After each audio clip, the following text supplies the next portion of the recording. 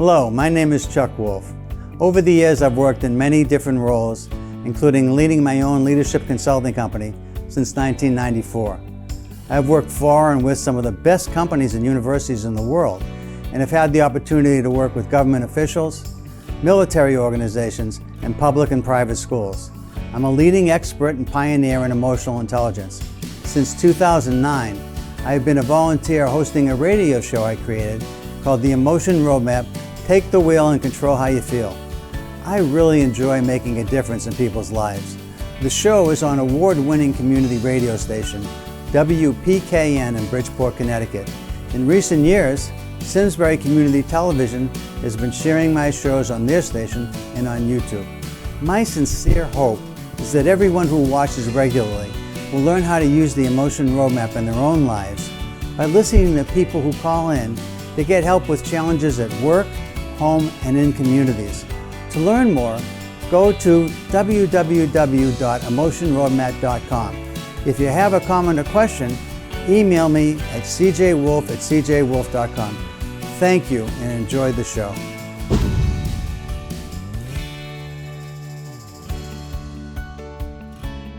It's Chuck Wolf. You're listening to the Emotion Roadmap. Take the wheel and control how you feel. I want to thank everybody who's a regular listener for tuning in. It's always great to have people back that know what the show is, and I look forward to engaging in a conversation or hopefully hearing some really interesting information that's useful, entertaining, engaging, and very practical, hopefully. The idea of the Emotion Roadmap, for those of you that might be new, is this concept that sometimes what we're feeling isn't helpful. What we're feeling sometimes is always interesting, sometimes more interesting than others, sometimes really critical to our survival even. But a lot of times what we're feeling sometimes feels like an obstacle to what we're really actually trying to get done at a particular point in time. An example might be if, for instance, you're grieving because of a loss of something important to you, a job, a person, a pet, or something important that you may have lost. Then, of course, you're going to be grieving as a result of that. And yet, maybe what's in front of you to get done, grieving isn't the best emotion for. And one of the concepts behind emotional intelligence is that certain emotions are better than other emotions for dealing with specific situations. So if you've got a presentation to make, for example, and you're feeling anxious and you want to feel confident, the concept of an emotion roadmap is how do you get from anxious to confident? How do you get from grieving to calm, if that's what's necessary? If you want to trust somebody that was really important in your life, but they did something that you feel was a betrayal of sorts, can you ever trust them again? How do you get back to trusting somebody that you feel like you need to and want to trust, and yet something really important, powerful, and disappointing happened with that person, and it's hard to let go of that? So all these things are about helping people deal more effectively with emotions, and the Emotion Roadmap and the tagline, Take the Wheel and Control How You Feel, is about helping anybody who's listening right now who might be struggling with certain things that are causing some doubtfulness, some uncertainty, some confusion, some worry, some concern about making things worse instead of better, some conversations you know you need to have but are unable to have, some circumstances that you just don't know what to do with, and you want to find some solutions, and you're being blocked from problem solving and critical thinking because of your own emotional state. I can help with that. Again, I'm Chuck Wolf. My expertise is in this area called emotional intelligence. The tools that I use are basically this concept of an emotion roadmap, which is a guide, a process, a template for helping you to get from the feelings you might be experiencing to feelings that would be far more productive, far more useful, perhaps even ideal. I help you to do that here.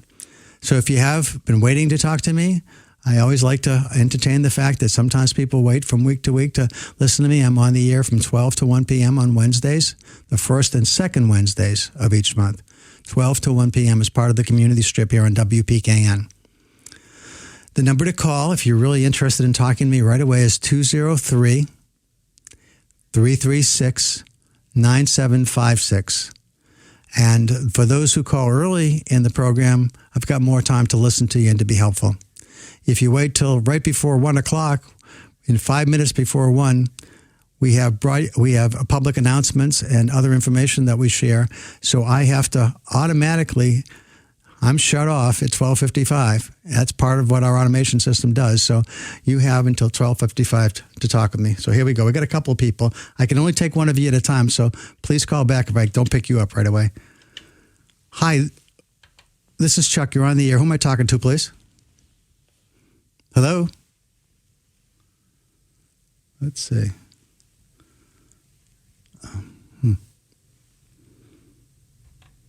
Hello? Things with involving race. Hi, I'm sorry, I couldn't hear you before. Could you tell me your name? I'm sorry, first name? Yeah, hi, this is Bob. Hi, Bob. Thanks for calling in. What was your study to talk about? Yeah, I was saying last week you had a conversation with a gentleman, and it got cut off kind of quickly, but he was talking about race, and he was kind of generalizing in that discussion, and I think you kind of called him out on that. And what I wanted to just say is that I think that we're getting too hung up on the word race here in the United States. And like, you know, we have all these different months, Black History Month, we have Irish History Month, whatever the different months are. And I'm thinking to myself, maybe that's part of what's driving us apart, is we got to stop looking at race and stop looking at things like that and just consider, you know, we're humans. We're all humans, and this world is full of humans that are here, stuck in these bodies and doing the best we can. And when we start dividing ourselves into different races and ethnicities, et cetera, it kind of takes away from the fact that we're all humans. And I think we need to get away from race totally and just say, hey, we're humans, let's deal with it and move on and try to teach that in school, you know? Yeah, just to be clear, I agree with that. I think I think I shared last week. I really responded and I felt it was aspirational when Martin Luther King said, "Judge us by the character of our souls, not the color of our skins." I really bought into that, and I'm assuming. Am I right to assume that you're a Caucasian person? I am, yeah. And in fact, you know, I was brought up with a racist father and probably racist relatives, and I don't know, my mother was so much, but I mean, it was something I had to get over with in my life after, you know, as the years go on and you learn and you see new things. You can't be the way your father was, and things that were acceptable back then aren't acceptable today. Well, so I want to say that I agree with what you said. I really think that's important. I also know that there's a whole cadre of people that really feel it's important to focus on race because they feel until we've somehow exorcised the demons that come from all the things that have been problematic for people of color who have experiences that white people don't have, and I really understand this to a point where they feel like they want you to see their color. They want you to recognize that walking into a store and being watched because of your color is different than what a white person experiences. Driving in a neighborhood that is mostly white and being pulled over just because you're not white is something that I've never experienced. And that, again, these are some examples that was shared with me by somebody who's really spent a lot of time on research, not just opinions, but research about things that matter to people of color. And this is a woman who I have tremendous respect for. And it's different than what I believe, but I also understand and respect that that's how some people see things today. And I want to respect that.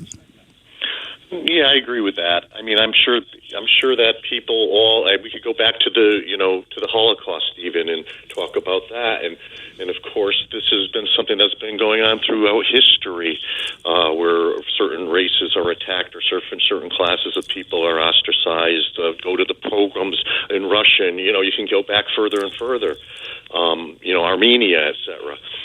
So I think we need to start saying, okay, we can't forget these things happen, and we got to learn from those things, but we need to start moving ahead in a different direction where we're not classifying people into different categories, stovepiping, and let's just try to move beyond that. And that's just, I guess, my only thinking. Yeah, well, I appreciate you sharing that. And again, I share your sentiments along those lines, and I do really try to judge everyone by the character of what they're presenting to me, and really very little else. But I also am understanding and supportive of people that feel like they want their race recognized because of some of the things that they've had to deal with that they hope change over time.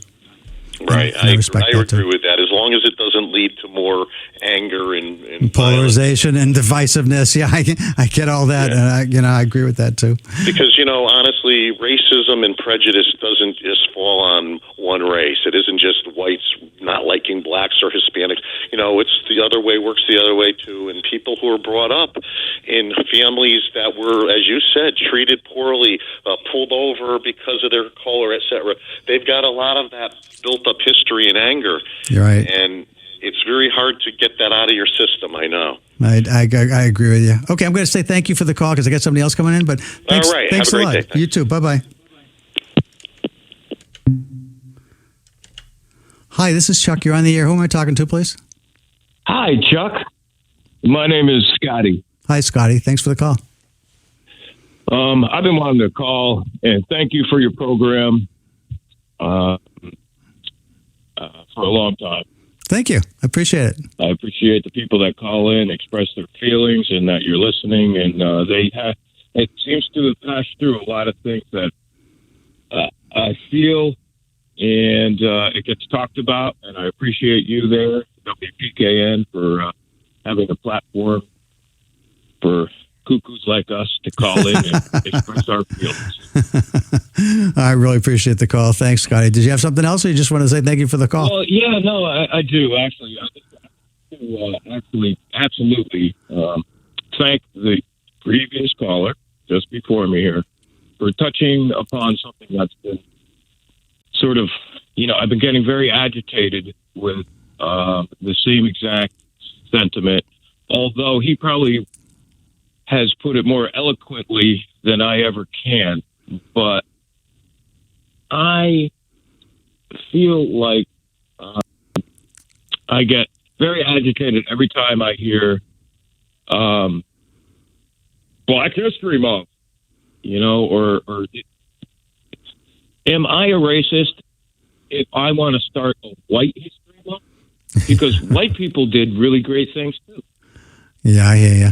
And so I don't want, but I am anything but racist. But it just, when it gets put in my face all the time, just like the gentleman was just discussing in a very eloquent way, that it just sort of, when we're put in categories and I'm forced to celebrate,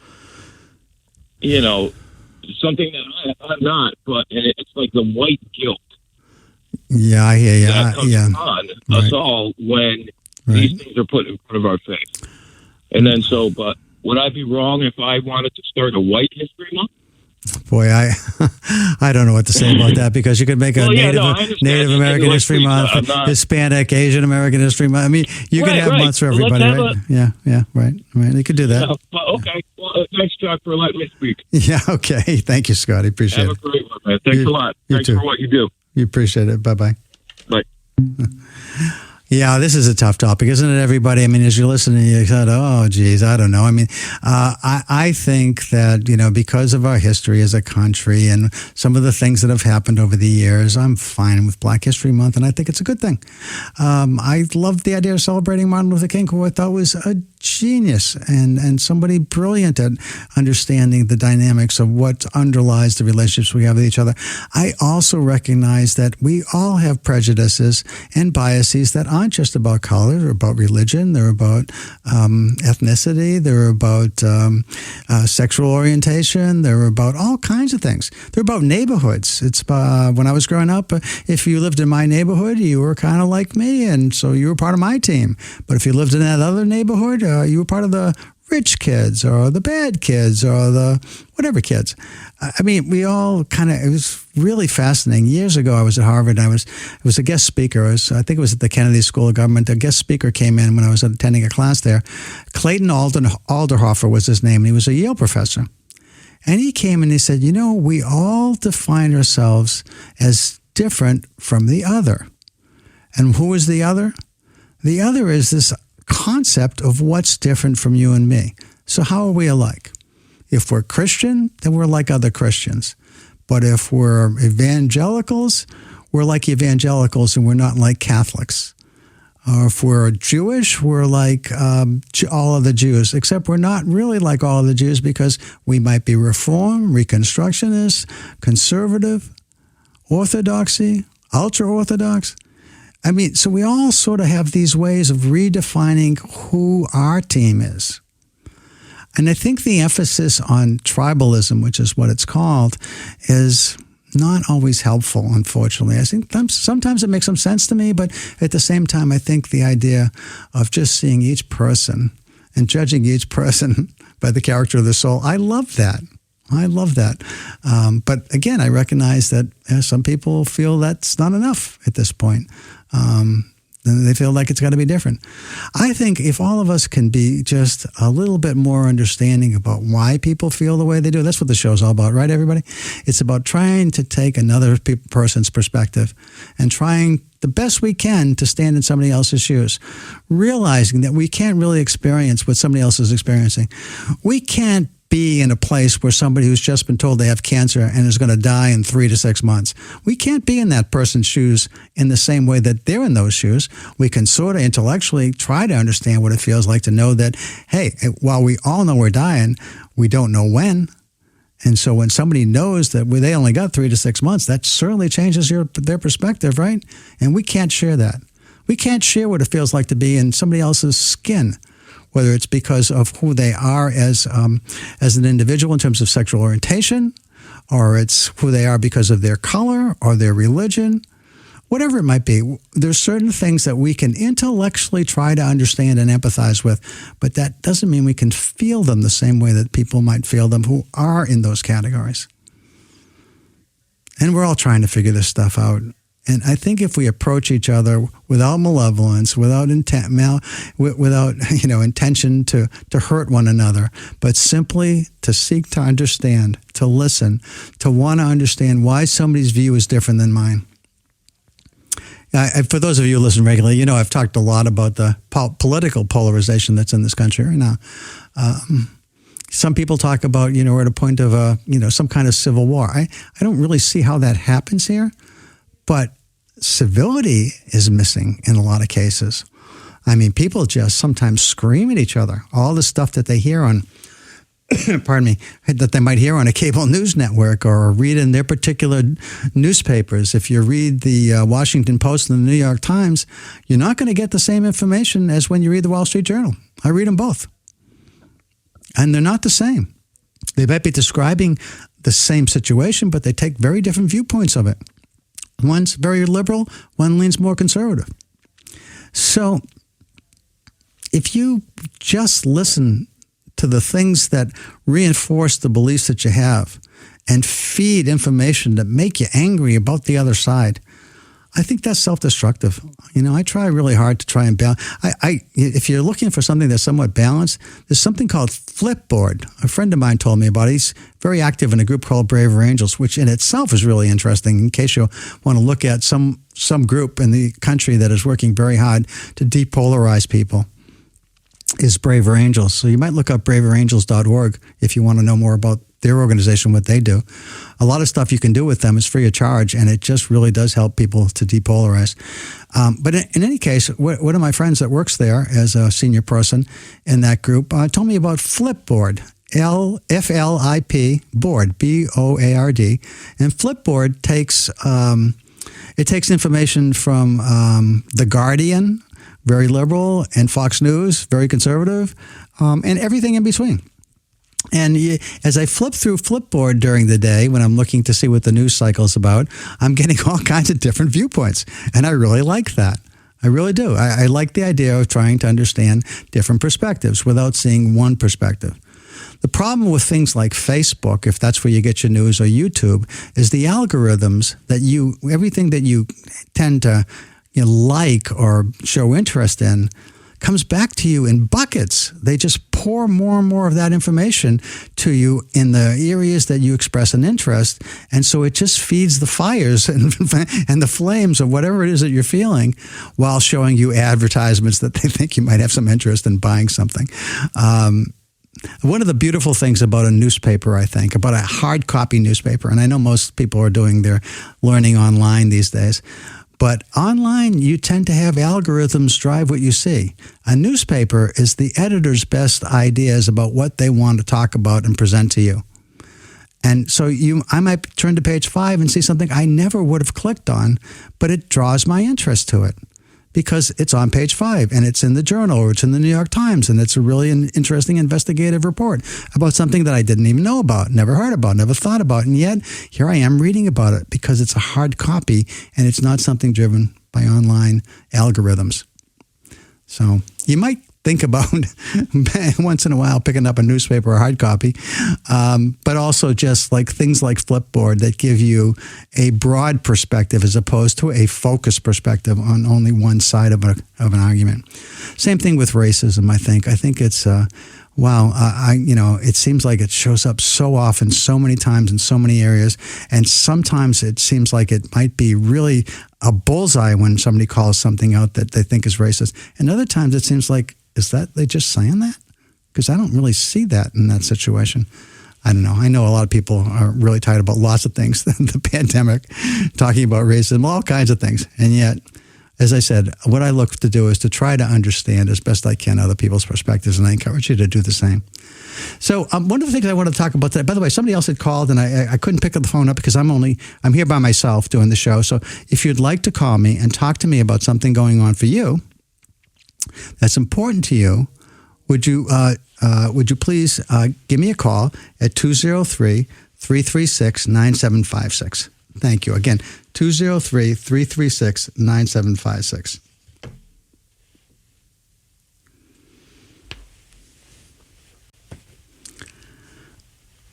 Okay, I know somebody had called, so I'll give you another minute. 203-336-9756. And I'll see if I can pick up the phone this time. Okay.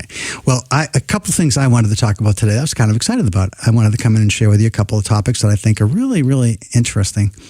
One is, most of you know that my professional work, this is a volunteer opportunity, right? I've been volunteering at WPKN now for 13 years. It's my 13th year doing the Emotion Roadmap show.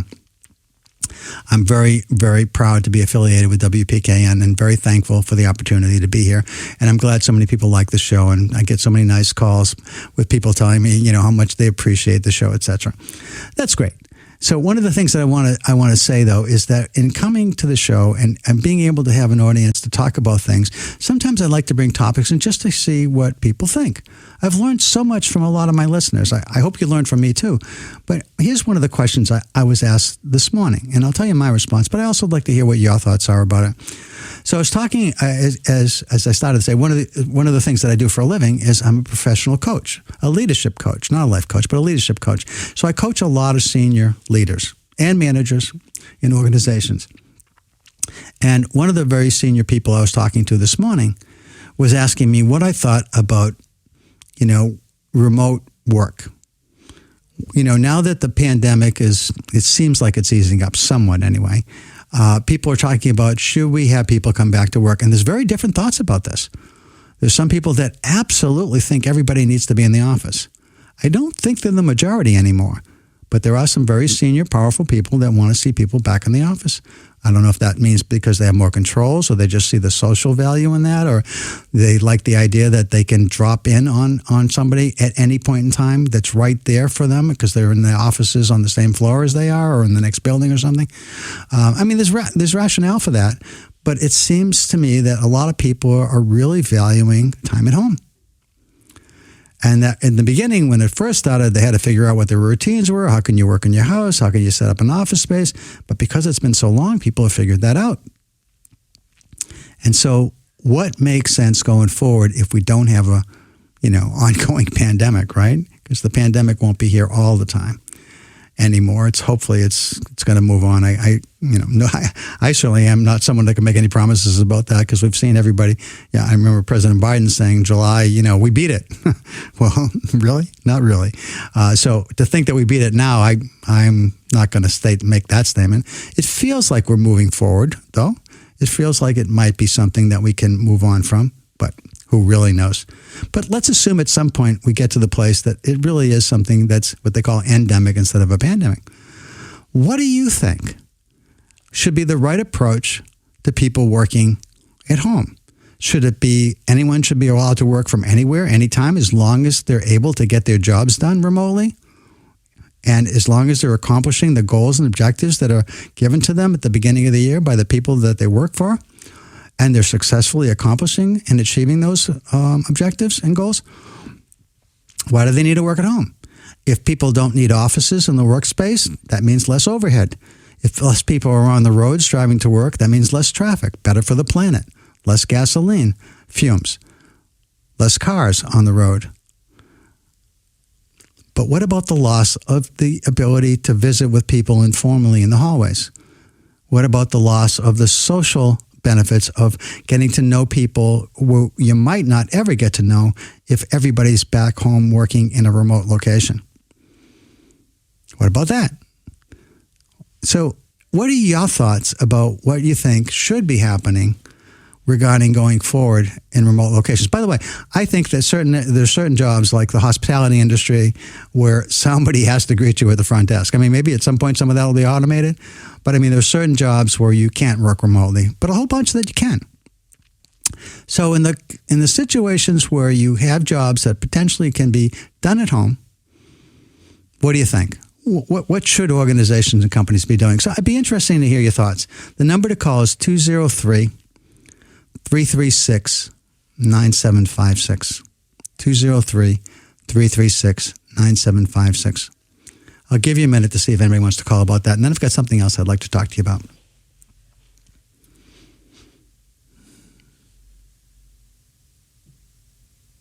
Okay, well, there's no one calling on that. So let me, I will share with you real quick what I think.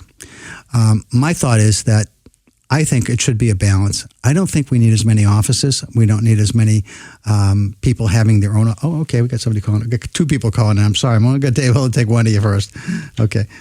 Hi, this is Chuck Wolf. Who am I talking to, please? Hi, Chuck. My name is. Can you hear me? I think you can turn. If you can turn your radio down, that's better. But I can hear you. Should I turn my volume down? Yeah, please. If you turn the radio volume down, it's easier to talk to you. How is it now? I'm in my car. Well, it's not great, but go ahead. What was your name? Sorry. Carol. I'm responding to your previous discussion about listening to the other person's point of view and all of that. Okay, sure.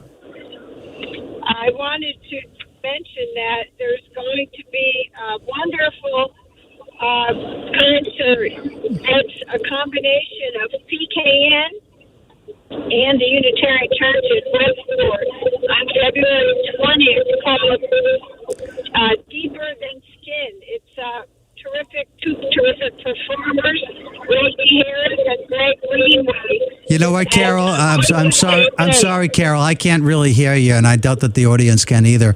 Can you shut off your radio so we can just talk? I'll try it. Does that work? Let me say it. Might be better. There's going to be a wonderful concert that's a partnership between PKN and Unitarian Church in Westport on February 20th. It's called Deeper Than Skin. With two wonderful musicians. Hey, Carol, I'm sorry. I think I heard you. There's going to be some kind of presentation.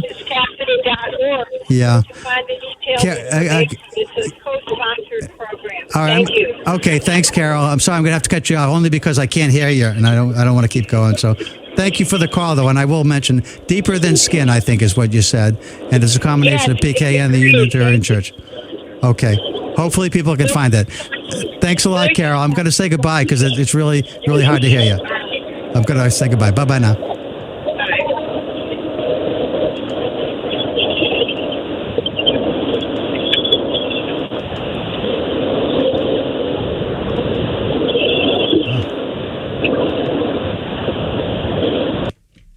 Okay, finally. I'm sorry about that, folks. I know Carol was trying to offer something up that sounds really good, Deeper Than Skin, something that's going to be offered in Westport with the Unitarian Church and WPKN. So check that out. Thank you very much, Carol. Appreciate it. Okay, again, there was another caller and I couldn't take you, so it's 203-336-9756, 203-336-9756. Having a hard time. Oh, there we go. Okay, thanks. All right. Again, 203-336-9756. Gotcha. Okay, here we go. Hi, this is Chuck Wolf. You're on the air. Who am I talking to, please? Hi, Chuck. Believe it or not, my name is also Carol. Hi, Carol. Thank you. How you doing? I'm good, thank you. How are you doing? I'm all right. Getting back. Wow, there's such a feedback. I turned my radio all the way down. I can actually hear you fine, so I think you're coming good. across clear on the radio. So okay, great. So you were talking about people not having to go into the office, and that fantastic list of reasons that it's a great idea. Primarily, saving the planet maybe a little bit. Right. Yeah. Not having to have all that real estate. No, the cars on the road, the dependency on gas. For most people, I'm going to say work is not their entire life. You know what I mean? They got their families, their husbands, their wives, their kids. So you want to interact a little bit. Personally, I know how it feels to be, like forced camaraderie. There's definitely a place to have relationships at work and all that good stuff. But then how about like staggered shifts? A luncheon once a month so everybody can, catch up and all that good stuff. For the boss to just, have the convenience of being able to tap you on the shoulder whenever they want, that just really rubs me the wrong way. Right. So, but I love what you said about less cars. The whole list was wonderful. So yeah, no, I think a lot of people are feeling the way you are, Carol. But I also think it isn't just bosses. Some people like the idea of the social part of being at work more than they like staying at home. Because even if you're at home, and one of the things that you have to manage at home is if you do have young children, especially kids who aren't in school yet, it's really not always easy to be on a really important phone call and your 2-year-old's crying in the next room, even if you got somebody that's helping out and you're hearing that. So I mean, absolutely, make a choice then.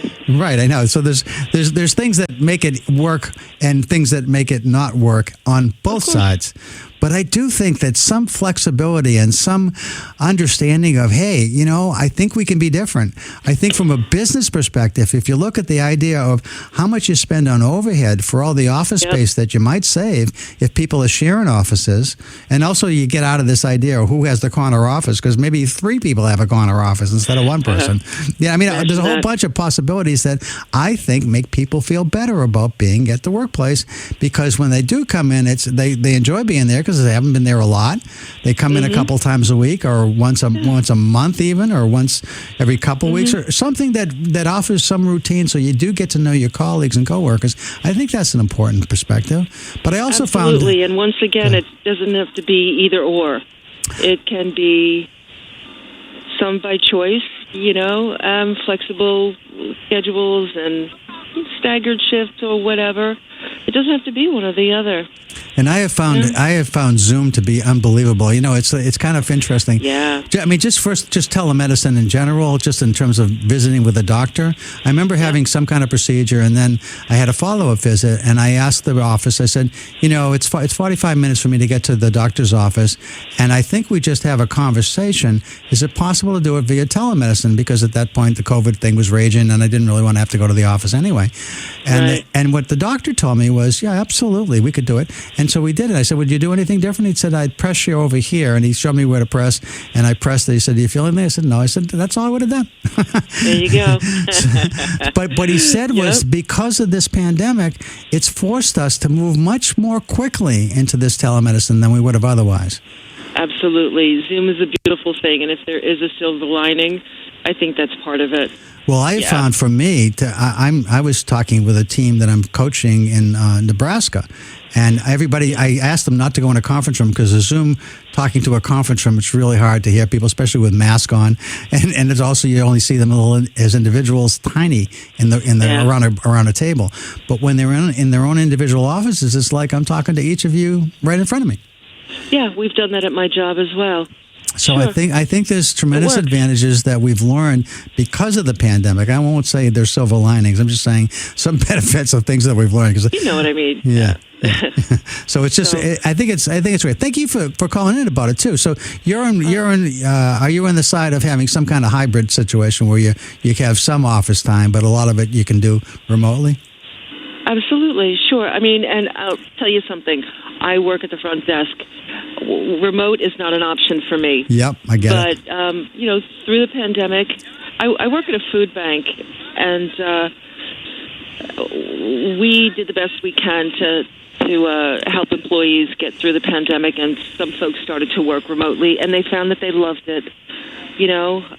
Thankfully, our CEO is a really great guy, and he accommodated folks. It's an ongoing process, I guess. Some folks are still working remotely, Oh, yeah. No, my daughter and son-in-law. It makes them happier and... Sorry? I was going to say, my daughter and son-in-law are they're both in two different insurance companies doing different things. They have some senior roles. Pardon me. They have one of them has a team that they lead, and they've been able to do it remotely, and it's been a blessing. The less commute time allows you more productive time. I think that's another advantage. So. Yeah, I think so, and I think it's like everything else. It doesn't have to be this or that, nature or nurture. It's usually a little bit of both. I think you're right about that. Yeah. Okay. So I just stumbled on your program, and I want to say thanks so much. I'm really enjoying. Well, thank you. I'm on twice a month, 12 to 1 on the first and second Wednesdays of the month. Thank you so much for the call, Carol. I appreciate it. You're very welcome. Thank you. Take care. Bye-bye now. Bye.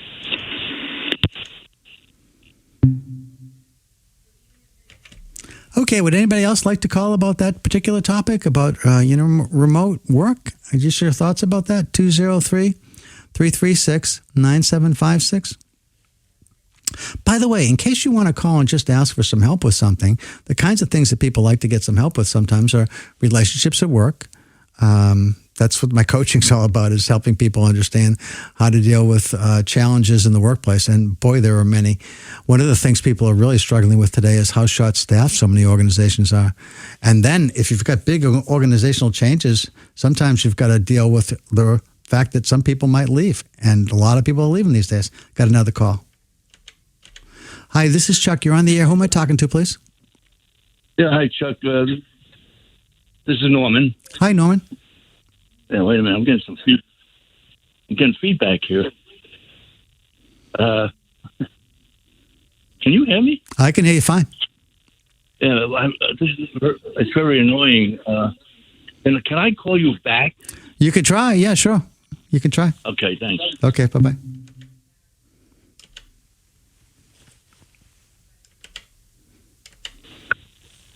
Is that any better? Let's see.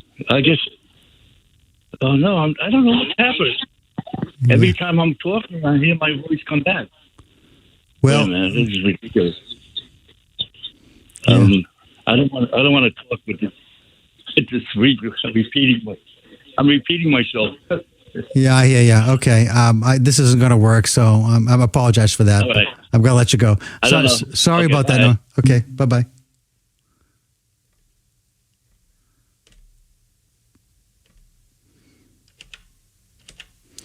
Hi, this is Chuck. You're on the air. Could you turn your radio down, please? Yeah. Okay, thank you. Who am I talking to, please? Hi, it's Gerald. Hi, Gerald. Thanks for calling. Thank you for being on the air. I've pleasure. I'm having maybe the same problem the previous caller was getting an echo. Can you hear me? I can hear you fine if you can talk through it. Okay, I'll talk to you. Okay, I've been in and out of my car listening to this show. It's very informative, some controversial stuff. But I'm wondering, did I miss it, or did you make the distinction between understanding the polarities or empathy?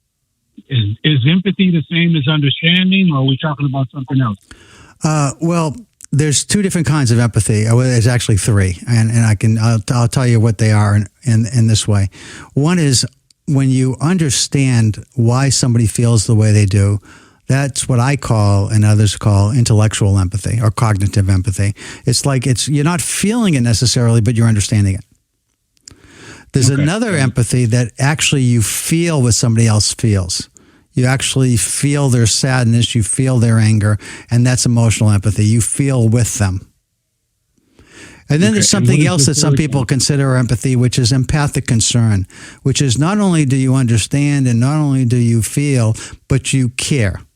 You care about what somebody else is experiencing, and that's empathic concern. So those are at least the common definitions that I use around empathy. Does that help? It does. Now, how do we apply that to the political and cultural differences that were evident in your conversation a few minutes ago?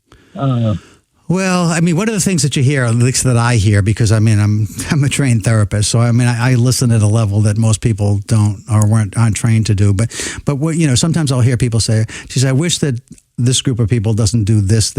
And as soon as you say that, then you're grouping everybody together, as opposed to, when people do certain things, and some people, and if you talk about it, there's ways to frame things that sound like you're trying to be understanding of different individuals within groups, as opposed to saying all people in this group do certain things. That as soon as you're in that category, you sound racist or biased or somehow prejudiced against that group. As soon as you start talking like that. So that's one thing that I look for. But when I think about how to apply this to different groups of people, I know that there's lots of smart people out there that think and believe and value differently than me. And that doesn't make my values or beliefs or opinions wrong, but it also doesn't make their values or opinions or beliefs wrong either.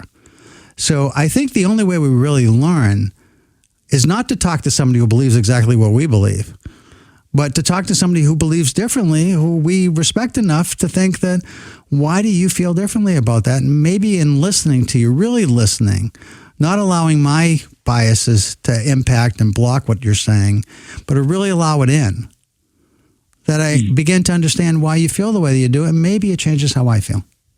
And if you allow me in and allow me to experience and express my past beliefs, experience, etc., and you allow that in, maybe it changes what you think and believe. That's what I mean about really listening to one another. Gotcha. How do we import this into public discourse? Well, actually, it's really interesting you asked that. I mean, sure, I can tell you just what I do myself. But if you really want to learn more about this, I think you want to look at Braver Angels. Braver Angels has spent, just so you understand, Bill Doherty is one of the founders of Braver Angels, and he used to be a marriage therapist. I think he still might be. And he's taken in what he has learned from marital therapy, where a husband and wife or partners or whoever, husband or whatever it is are not agreeing with one another to the point that they need some help if they're going to stay together. And he's learned techniques that part of his training and part of his own creation that he has applied to political discourse between people who believe very conservatively, they call them red, and people that believe very liberally to some, progressive, and they call them blue. And he creates dialogues, structured interfaces between groups of people coming from different positions. And almost every time that people experience and go through these work, now, just think about who signs up for this anyway. I mean, this isn't somebody who's steeped in their own belief system that refuses to listen to the other side. This is somebody that's looking to make it work. So you're going to have some slanting of the population who's interested in this kind of stuff that are going to participate in this. But for whatever reason, he's been very successful in getting people who typically have one side coming into an argument and come away feeling like, I didn't really change what I believe, but darn, I feel like I know so much more about why somebody might feel differently and think differently, and I can accept that there's reasonable, there's reasonable understanding, intelligence behind their points of view, even though they're not the same as mine. And that is certainly, I think, a way to look at how to do what you just asked. Excellent. Thank you very much. You're welcome. Thanks for the call, Gerald. Appreciate it. Thank you for all that you do. Appreciate it. Thanks a lot. Take care now. All right. Bye-bye. Okay. So one last thing I'd like to share with all of you today, and that is one of the things that I've done recently is I'm working with an intact team. It's the owners of a company and their senior leaders. And we're working together collaboratively. And inside that team, there are some relationships that are fractured, as they might be in any team, really, for different reasons. Lots of times in business, we have different points of view about, should we build a new building? Should we invest in new equipment? Should we make more hires in anticipation of greater sales? Or should we be cutting back in anticipation of a recession and less orders and less product that we have to develop? And so, there's always that tension between growth and cost effectiveness and efficiencies, et cetera. And so oftentimes people who are trying to talk with each other about these things disagree, and sometimes pretty actively disagree. And, it creates some toughness in the relationship going forward. So I'm working on building trust, on building team, building community. And one of the things that I did, which was really interesting, was I teach people about the emotion roadmap, the same thing I try to teach all of you here. For those of you, again, might be new to the show, the emotion roadmap is this idea of sometimes what you're feeling isn't particularly helpful to what you're trying to get done. If you're trying to have an interaction with a colleague and sway them to your point of view, you really want to think about what's going on emotionally inside you and inside them. How do you get them to feel the way you want them to feel? What do you want them to feel about what you want to say to them? So in the emotion roadmap, I ask a couple of key questions. First of all, I make the point for all of you who are listening that anybody who's stuck, anybody who's a really smart person, a good critical thinker, a really excellent problem solver, when you're stuck, in my experience, it's almost always because something emotional is happening in you, or you're concerned about the emotions happening inside somebody that's key to what you're trying to get done. Sometimes it's a loved one. Sometimes it's at home. Sometimes it's a boss. Sometimes it's a colleague, a peer, or somebody who works for you. Or a customer where you have a really challenging conversation you have to have. So what about if you step back and you use an emotional planning process to help with those kinds of things? When you're stuck and it's because there's emotions in play that you're not sure how to deal with, this process can be extremely helpful and life-changing even if you get good at it. And the idea is that, first of all, you identify who's key to what you're talking about. Who's key and what is it that he or she or they are feeling? Sometimes it's one other person, sometimes it's a group. Even if it's a group, though, you want to think about who's the influencer in the group. Not necessarily how to influence everybody, but are there key people in the group that matter most in terms of influencing the others? And then what about you? How are you feeling about what's about to happen, and what do you want to feel? What would be ideal to feel? So there's the current state of feelings, and then there's this future ideal state of feelings. So if what you're feeling and what the other party or key people might be feeling is not helpful, you think through what would be ideal to feel, and then you're trying to think, how do I get there? If I'm anxious and want to feel confident, how do I do that? And then I help you through that. So that's the process. You start off by thinking about, okay, what's the situation? What are the key people feeling? What would be ideal to feel? How do I change from what people are currently experiencing to what would be ideal to feel? What are the strategies that are possible that might help me create the feelings I want? I call this emotional planning. And I say to all of you listening, if you spend a few minutes thinking about what you want people to feel at the beginning of a challenging conversation you need to have, before you have it, you think about, what do I want them to feel in the beginning? What do I want them to feel in the middle? When we're talking about the stuff that's tough to talk about, and how do I want them to feel when we're both walking out the door at the end of it? And if you do some planning around that for you and for them, how can you not be better than just going in and hoping for the best? You always can be better by simply taking a few minutes ahead of time to think through, what do you want to have happen around feelings? So that's how it works. So I'm going to tell you about this, and maybe the next time I'm on, I'll talk more about it. But so in trying to build some teamwork with this team, I encourage everybody to use this emotion roadmap, and I teach about it, and I teach how to use it. And then I ask people, the next week, after I see them week to week, after 1 week, I'd like you to tell us, to start off talking to us about how you're trying to use the emotion roadmap, whether it worked for you, whether you struggled with it. If you had a success, love to hear about it. If you had a trial that didn't work, what seemed to happen? And if you're not sure how to use it because you got something you're stuck with, let's see if we can all jump in and help out. So it turns out one of the people in the group shared something. She said, I'd like to share a story about my young son.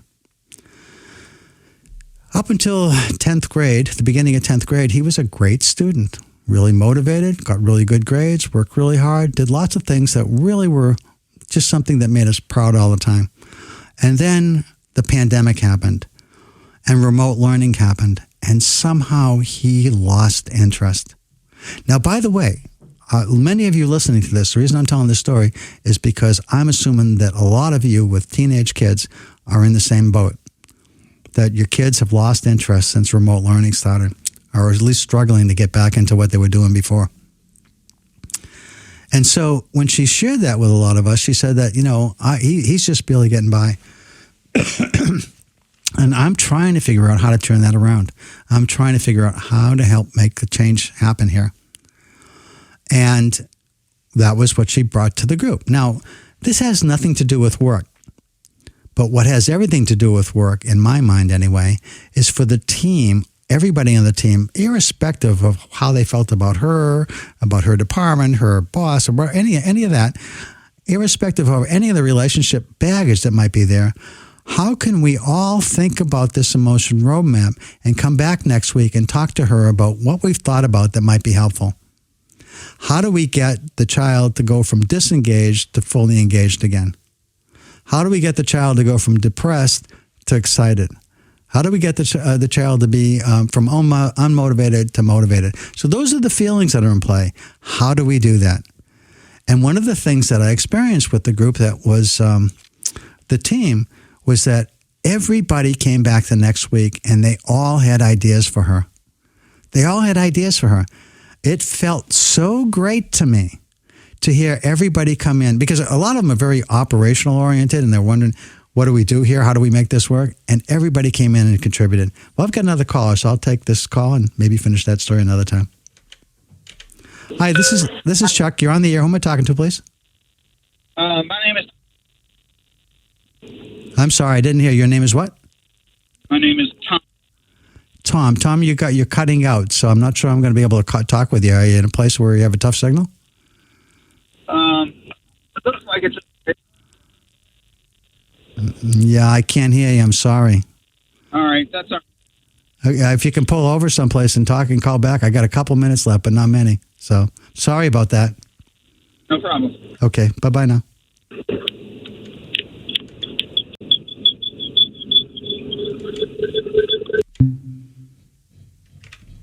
Yeah, that's too bad. I'm sorry about that. Sometimes wireless callers just don't have the signal they need. So anyway, so in this process, people came back and they started to share lots of information about what they thought might work. And curiously enough, many people on the team, I think the group is 10 people counting myself, so 9 participants and me. 2 of the owners and 6 managers. And it's the 6 managers, all of them have kids around that age. And they all have challenges. And that's why I'm bringing it up on the air today. It's because I think so many people, so many of us have challenges. And one of the things that I'd like to share is some of the thoughtful ideas that came out of this group. Because, we're on a community strip here. That's part of what WPKN initiated a number of years ago, why I'm on the air and others from 12 to 1 p.m. It's all part of what we call our WPKN community strip. And the idea is that we're a community and that we can be helpful to one another. And that sometimes I'll have somebody call in with something and I'll have people call in and say, you know what, I've dealt with that too. And here's what I've learned. And here's some things that might be helpful to you. Just really interesting to have the community be helpful to one another. And this was like bringing the team together and community showing up. So some of the things that happened was we tried to find out, was there anything that the young man was passionate about? And we found some things. And we found some things which I don't want to go into too much detail because it's not really public for public consumption, except to say that when we found some of the ideas about things that he might want to be when he grows up, things that he might have really cared about, expressed the interest in, and still show some interest in now.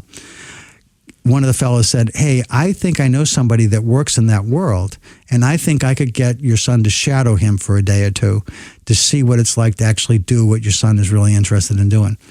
Great idea. Here's another one. The son has some interest in joining the Marines.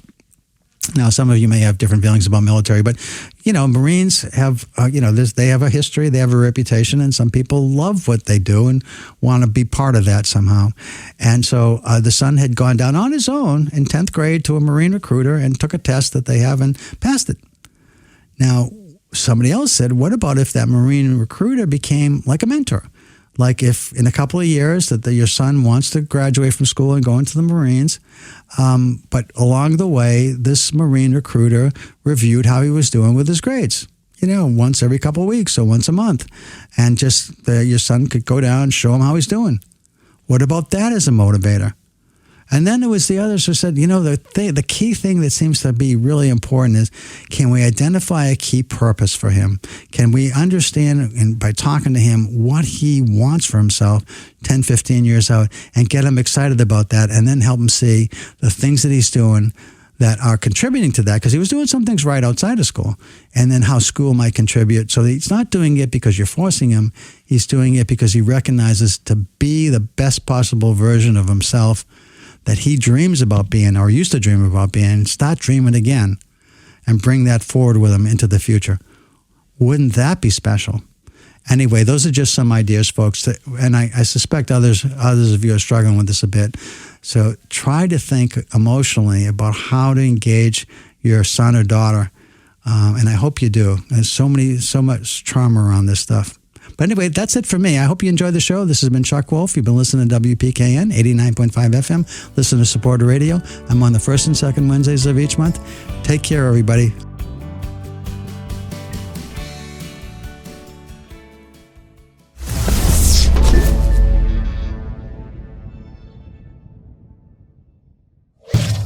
Funding for Simsbury Community Television is provided in part by contributions from viewers like you. Thank you.